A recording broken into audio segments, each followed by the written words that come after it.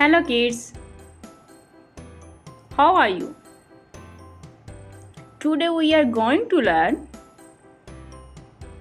vegetables name in Urdu. Let's start to read. आलू, again repeat करें, आलू, टमाटर, टमाटर, प्याज, प्याज, सब्ज मिर्च, सब्ज मिर्च, भिंडी तोरी, भिंडी तोरी, अदरक, अदरक,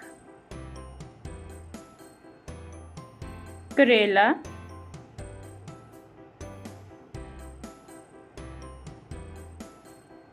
फूल गोभी, फूल गोभी,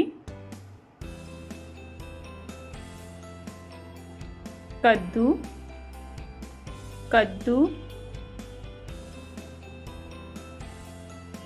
सुर्ख मिर्च, सुर्ख मिर्च, लहसुन,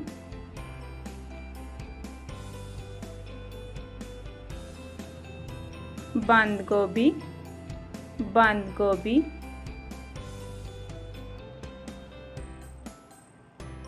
शिमला मिर्च, शिमला मिर्च, मटर, मटर, अरवी, अरवी, बैंगन, बैंगन, लोबिया, लोबिया, मूली। खुदा हाफिज़।